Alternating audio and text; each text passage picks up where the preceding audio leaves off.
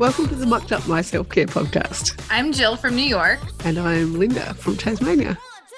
We are two moms from opposite sides of the world who are living, demonstrating, and helping moms across the world build their self-care asset bank. Ready to dive in? Messy, interrupted, imperfect, and most of all mucked up. Let's get going. Jill, it's so good to see you. I feel like we haven't recorded forever. Even though it's probably been a week. That's about it, yep. There's been a lot that's happened this week. Oh my gosh. So been much. A hectic week. Yeah. Do you have highs and lows that you want to start us off with, Linda? Sure. Okay, so we got our carpets steam cleaned throughout our house, and it's lovely to have fresher, cleaner carpets. However, it has sent everyone into a state of quite a tears because there's been stuff everywhere. It rained just after we had them done, so they took extra time to dry out. It's also winter here and 2 degrees. And it's just a lot of out of routine, out of place. Everyone's a little everywhere. The kids are also feeling a little bit out of place. The dog was very, very out of place. She was just like, what is going on? I can't deal with this. The floor, like the wet carpet under her paws was just, it was too much. So yes, it's just been a lot. So that's definitely been a low point.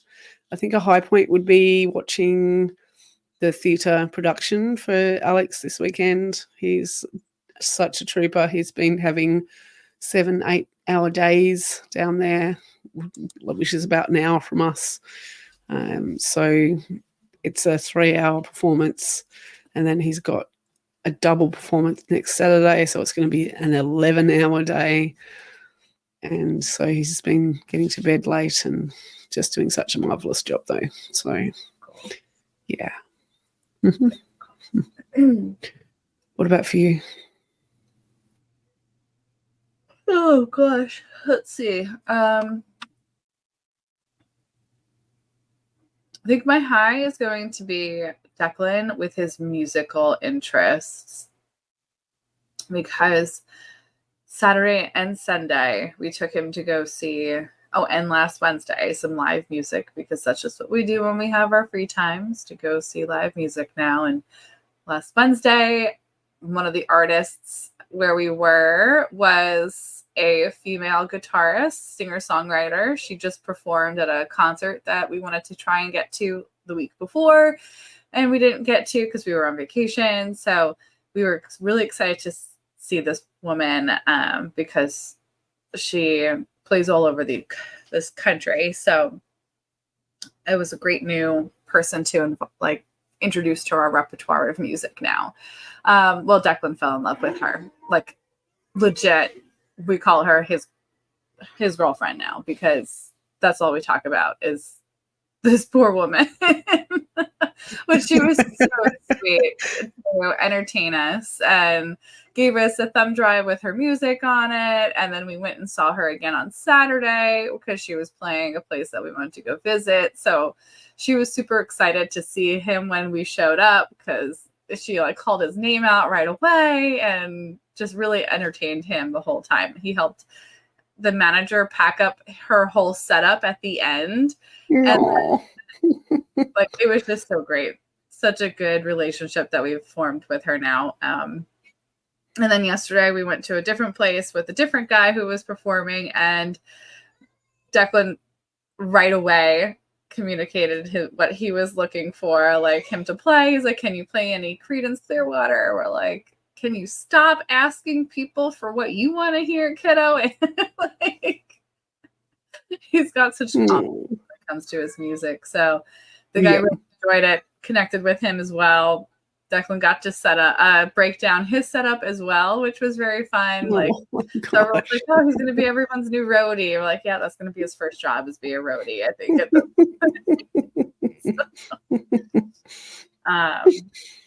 good things coming from that side. I love watching how he grows with the music. My low. What's my low for this week? I think my low is just all the things that are happening still. Like, I'm in a waiting of things to finish happening. So my dad's still in the hospital and we're waiting for him to get out of the hospital. I'm waiting to process other things that have been happening and then be able to share about them. And it's just this in limbo that's just got me like, can we be done with the waiting and the processing and just move on? So I think that's my low. Yeah. That's really hard to be in that space of not knowing much, but sometimes knowing a lot at the same time. And yeah, really hard. You have to be very compassionate with yourself. Yes, which I think goes right into what we were thinking of talking about today with compassion. Yep. It's a spicy one. There has been a lot of space needed to give myself grace. And I think even with what you guys have going on there with the carpets just being something that misplaces what is happening in normal life, just having to give each other that space to have compassion for each other in understanding that sometimes we just don't function right when things are turned upside down. Oh, it really made me realize how much I do appreciate some of my routine now. And for ages, I was like, oh no, I'm flexible. I like being spontaneous, and I really do. And it was interesting to just reflect on a little bit of that and realize, actually, you know what? I do like things in order sometimes, and I do actually like a home that isn't completely chaotic with stuff everywhere and children bouncing off the walls. Yeah. I also realized the overwhelm and the overload of things, especially with our 7-hour day yesterday, and then driving home after that with 3 boys in the car. Sigrid wasn't with us. And so there was 3 boys in the car. They were tired. It was just past their dinner time. Quinn didn't want to have a wee, and he needed a wee in the car, so we had to pull over and get him to pee on an apple tree. And then he didn't want to get out and do that, and it was a lot. I was also very tired. There was ice on the road. There was snow, and it was a lot. And so when I walked in the door, I said, I just need a minute. And that was received differently to the way I wanted it because I was overwhelmed. It was communicated in a way that wasn't very compassionate to both myself and the people around me, because I was too worked up to say, this is something I really, really need right now. Yeah. And it's like that nice tone, because the tone takes over when we're overwhelmed. Yeah. And so then Ben didn't receive that in the way that I needed it to be received. And so he was like, well, I've just got to chop wood. I'm going to chop wood. I've got to get the house in order because I've got to chop wood. And so his intention was to keep everyone on track and fed and chop wood to keep the house warm and get it dry. And so that was his need. And his need was also thinking that it would filter down to everybody else's need. Yeah. And so there was a clash of all these needs at once, flying in the air. And it didn't go brilliantly at that time of night at all. I can imagine. Mm-hmm. Yeah. It's hard to correct ourselves when we're in that moment. And unfortunately, it's a coming back to repair it afterwards when we all realize what just happened. Mm-hmm. Yep. And I was definitely in that moment. I wasn't very kind to myself. I wasn't very kind to others. I definitely wish I could replay that moment a little bit, which tells me that, yeah, it wasn't my proudest time at all, because I had lost compassion for myself. I definitely had in that moment. And then afterwards, of the guilt of erupting and saying, well, I needed that moment. And now all of a sudden I've got kids who also need to be fed and all of the things happening as well. So it wasn't my best hour, put it that way, or even 2 minutes, because it happened quickly and then it blew over. But I don't appreciate the pain that follows those moments, because I feel like I have probably failed a little bit in, one, communicating my needs in a compassionate way, two, not beating myself up when I don't get it the way that I wanted it to go. And yeah, it's just, there's a lot of responsibility in those moments. Yeah. Lots. And I think like this reminds me of also like losing compassion for our kids too, that when they have a tantrum, just like when we have a tantrum, we lose that compassion for ourselves in that moment because those emotions take over. And then when our children are having tantrums, are we being the best representation of showing everyone compassion? And sometimes we get overwhelmed by what they're doing, which then allows us to do that a little bit too. Mm-hmm. Yep. So I know we've got some definitions here about the difference between self-compassion and self-care. Do you want to talk to that for a moment, if you can, with the little people in the background? Oh my gosh. Okay, so we just pulled these off Google quick when looking to write some notes up, but this one was for self-compassion as extending compassion to oneself in instances of perceived inadequacy, failure, or general suffering. And then after that one, they pulled this one, which I really liked also. But self-compassion means being kind and understanding towards ourselves when we suffer, fail, or feel inadequate, rather than ignoring our pain or flagellating ourselves with self-criticism.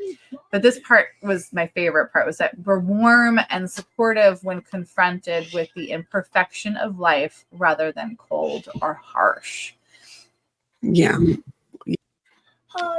And I must say that last night I was cold and harsh. I was not supportive of myself. And it did feel really confrontational, actually. I felt myself getting defensive. I felt myself getting frustrated and agitated and going into the mode of, I really needed this, and it always seems to be everyone else's needs flying around, and what about me? I felt myself going into that and pulled myself out of that. But again, I was tired. I was overwhelmed. I just wanted to sit down at my desk, which I couldn't do because it was covered in a couch and stuff that had been dumped in here. I just wanted to put kids to bed and just walk on a dry floor and like so many things that weren't possible. Yeah. So. Well, as you're talking about yourself in that instance, I asked a question also in our notes, like, does practicing more consistent self-care, like being more consistent with our self-care, or at least being aware that we need that self-care? Declan. Does that help us be more compassionate towards ourselves or others? And I don't know if it does, but I think it gives us that space to be.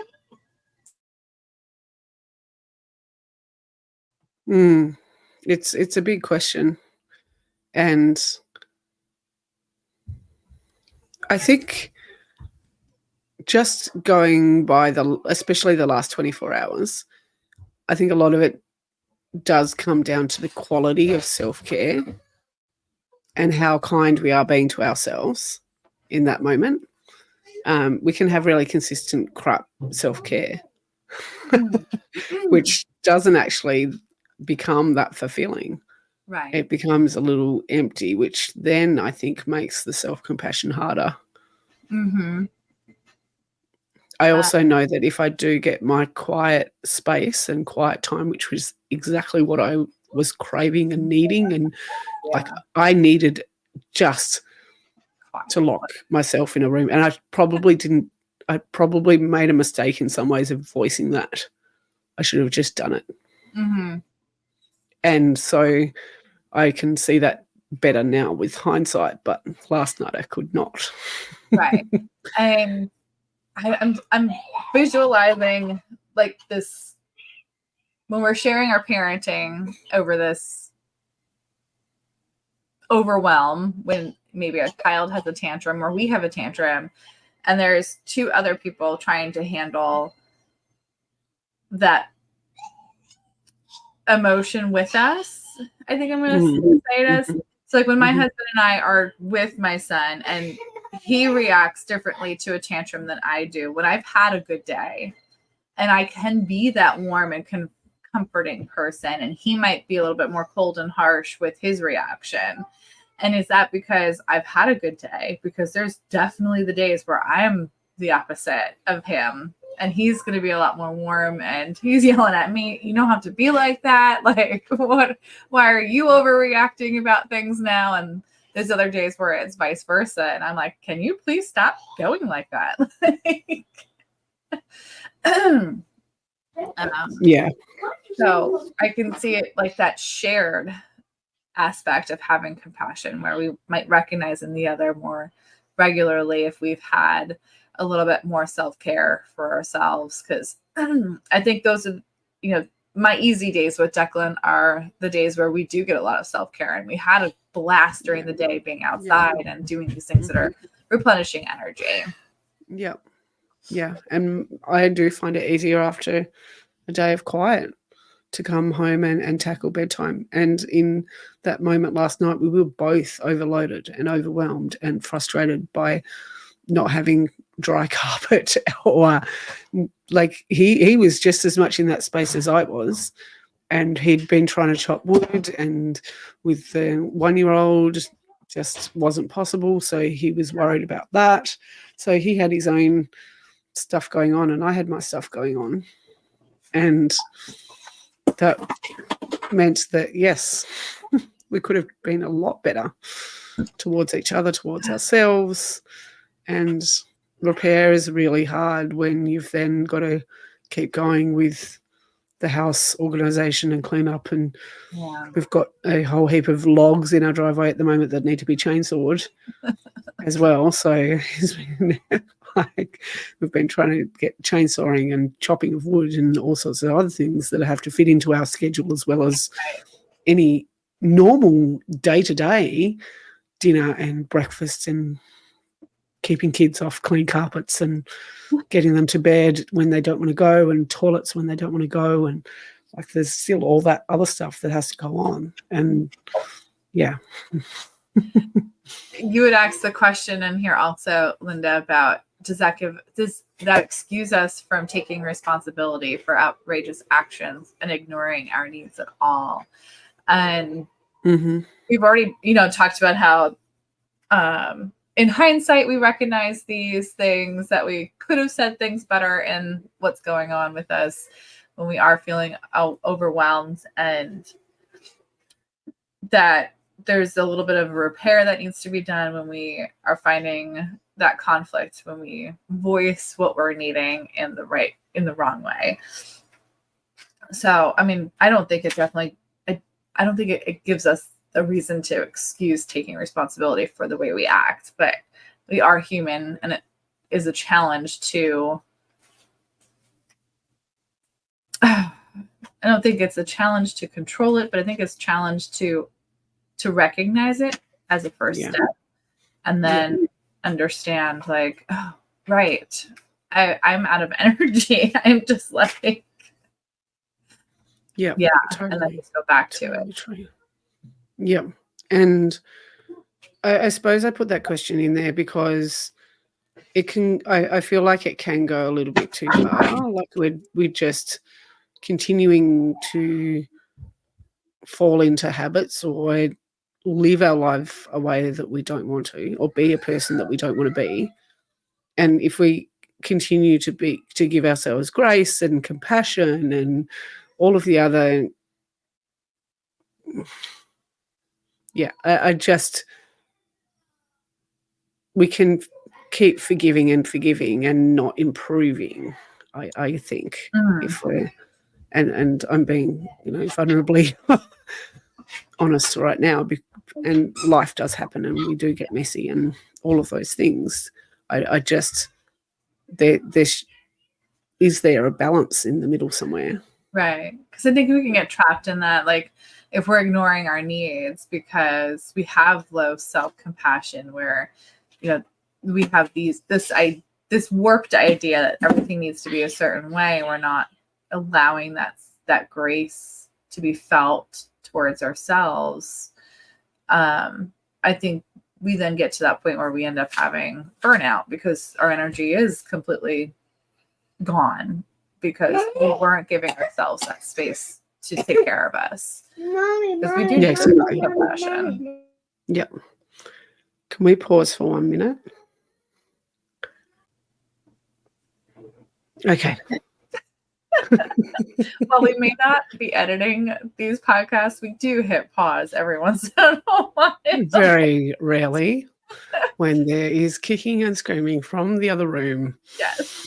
Between two preteen boys who are tired and refuse to go to bed. It's very hard to dig on the compassion. Very hard. Because they have lost all theirs.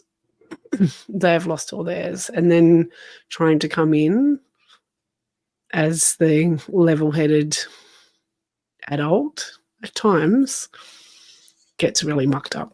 So maybe, like, wrapping this conversation up, quick question is, how, when we are at the end of our day completely out of compassion for ourselves, out of energy, how do we get it back? Is it just going to sleep? Like, that's what we need to do, and then just it all comes back in the morning? Yeah, I'm going to go outside and take a very fresh breath of air first. I don't have the answers. I'm not the best person to ask right now, I don't think. I'm just in the mode of get to bed. You need to sleep. Yeah. Really, just get to bed. I had to, try and just get in the middle of the two of them. And that's harder as they get bigger and older and all the other things. Yeah. Mm-hmm. And we'd love to think that it was always quite lovely, but it's not always. The joy of being a boy mom. Mm-hmm. Yeah. And now I have the big boy downstairs chopping wood. Awesome. Yeah. Wow. I think one way we can possibly bring some compassion to ourselves is going to be bringing some joy to ourselves. And we wanted to pretty much ask that you listening can find something that does bring you joy and challenge you with doing that one thing that does bring you joy. So Linda's going to go get some fresh air because that brings her joy. Yeah. And today might be a play in the rain kind of day for Declan and I to bring us some joy. So no. Oh, no? No. Okay. Well, we'll figure something out. He's got other plans. As always, you can reach us at the Mucked Up My Self-Care Podcast at gmail.com. We'd love you to reach out. Encourages us to know that you have those human moments of wanting to hit pause on life and just I feel very vulnerable in this episode, that's for sure. So, yeah. We do, appreciate any questions or suggestions or comments on this episode and any of the others that we have as well. So, Jill, until next week. Oh, we hope you can unstuck your mask. Bye-bye. Bye.